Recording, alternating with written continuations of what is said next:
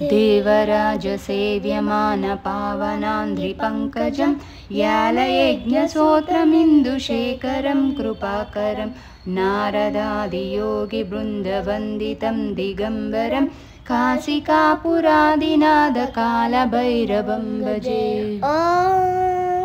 भानुकोटिभास्करं भवादितारकं परं नीलकण्ठमीप्सितार्थदायकं त्रिलोचनं कालकालमम्बुजाक्षमक्षशूलमक्षरं काशिकापुरादिनाथकालभैरवं भजे।